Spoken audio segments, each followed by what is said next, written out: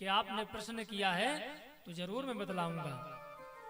सूत जी ने कहा, काल ब्याल मुखग्रास त्रास निर्णास है तबे,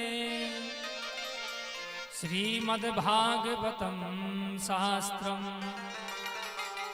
कलोकीरेण भासितम।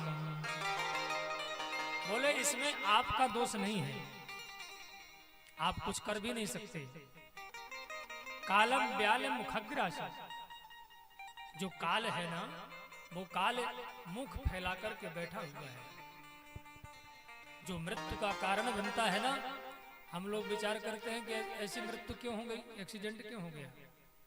एक्सीडेंट नहीं हुआ है, वो काल जो है, काल ब्याल मुखग्रासो, काल वो मुख फाड़ करके बैठा हुआ है, कब ये आए और बस तुम्हें खा जाए।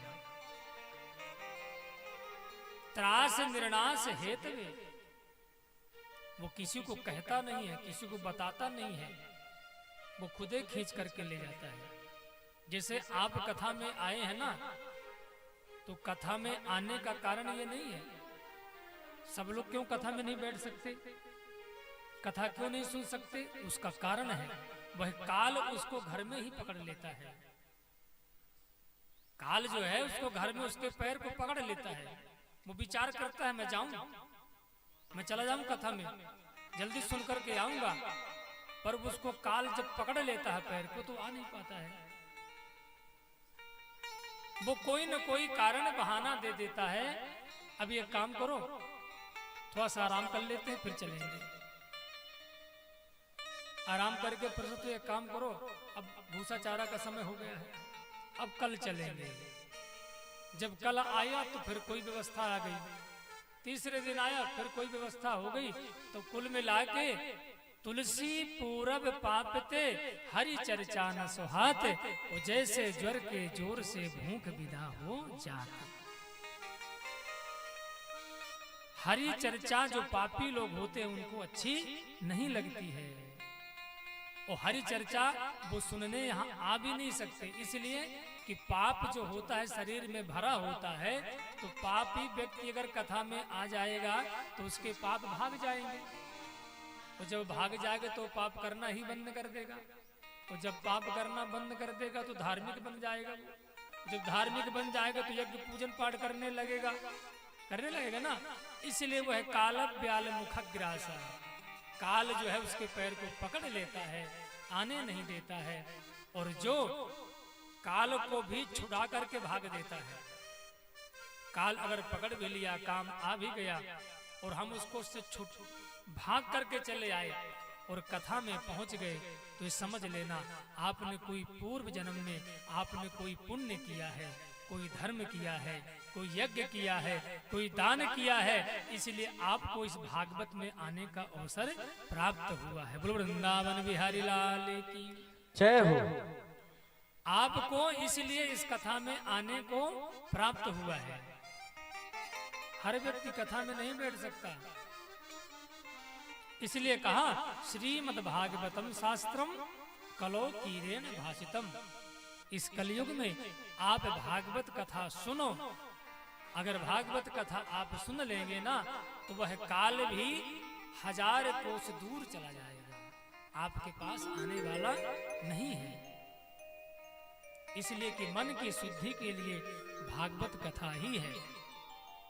एतस्मात् परम किंचित मनः शुद्धिर्न विद्यते, और जन्मांतरे भवेत पुण्यम तदा भागवतम लभेत। मनः शुद्धिर्न विद्यते, मन की शुद्धि के लिए हमें भगवान की कथा को सुनना पड़ेगा, और जब मन हमारा शुद्ध हो जाएगा तो जन्मांतरे भवेत पुण्यम, जन्म जन्मांतर, एक जन्म नहीं, कई जन्म जन्मांतर के पुण्य, कल्प कल्पांतर के पुण्य हमारे उदय हो जाएंगे। और आपने इस जन्म में नहीं, पिछले जन्म में या उसके और पिछले जन्म में आपने कुछ कार्य किया होगा, जिसके कारण आपको यहाँ बैठ करके आप भागवत सुन रहे हो।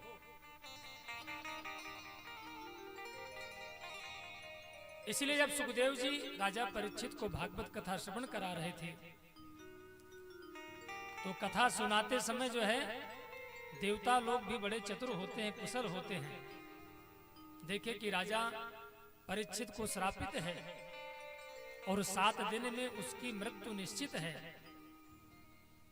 और सुखदेव जी आसन पर बैठ करके भागवत सुना रहे हैं। देवता लोग सोचे कि अपने पास दवा है, इस दवा को ले चलते हैं और जिसको जो बीमार है उसको दवा खिला देते हैं, वो सही हो जाएगा। उसने क्या किया, देवताओं ने क्या किया, उनके पास अमृत कलश था, जो समुद्र मंथन में अमृत निकला था। जो अमृत को पान कर लेता है वह जीवन में अमर हो जाता है। देवता लोग सोचे कि अमृत कलश ले चलते हैं, राजा परीक्षित को पिला देंगे, इसलिए कि उसको 7 दिन में मरना है।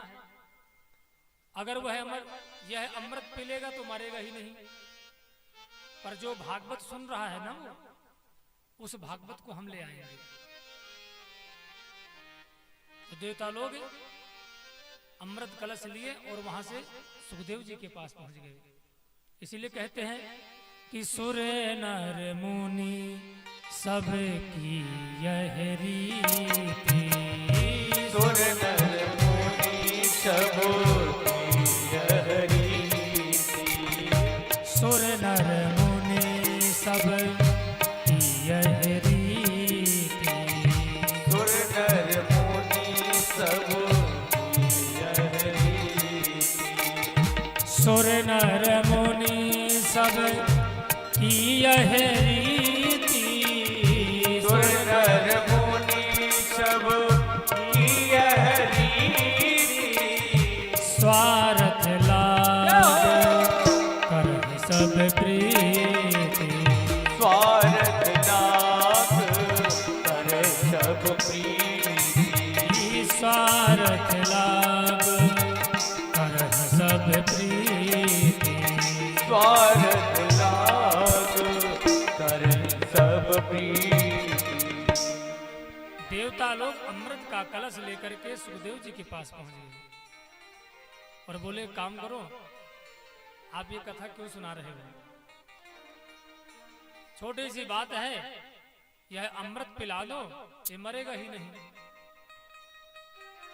सुखदेव जी ने कहा, देखो पहली बात तो यह, जिसको हम सुना रहे हैं पहले उससे पूछ ले, भाई सुनने वाला चाहता क्या है।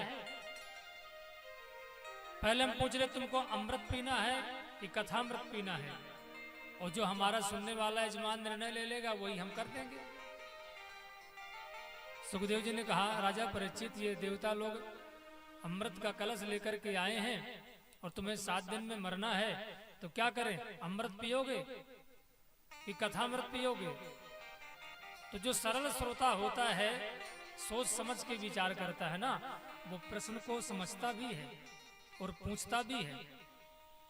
राजा परीक्षित ने कहा, ठीक है, एक अमृत हो गया, एक कथामृत हो गया, अब इसमें अंतर बतलाइए, इसमें दोनों में अंतर क्या है? सुखदेव जी ने कहा, अमृत पियोगे तो तुम अमर हो जाओगे, तुमको मरना नहीं पड़ेगा। और बोले, भागवत कथामृत? बोले, भागवत कथामृत पी लोगे तो तुम जीवन से मुक्त हो जाओगे। राजा परीक्षित ने कहा, प्रभु मुझे अमर नहीं होना है, घुट घुट के नहीं मरना है मेरे को, इतना बड़ा हमें आशीर्वाद मत दो कि हम कई वर्षों तक जीते रहें, संसार की ठोकर खाते रहें, पाप पुण्य को हम देखते रहें। अगर कथामृत से इस जीवन को मुक्त होना है तो आप तो इस जीवन से हमें मुक्त करा दीजिए, हमें जो है अमृत का पान नहीं करना है। देवता ने कहा, इस कथामृत में क्या भरा हुआ है?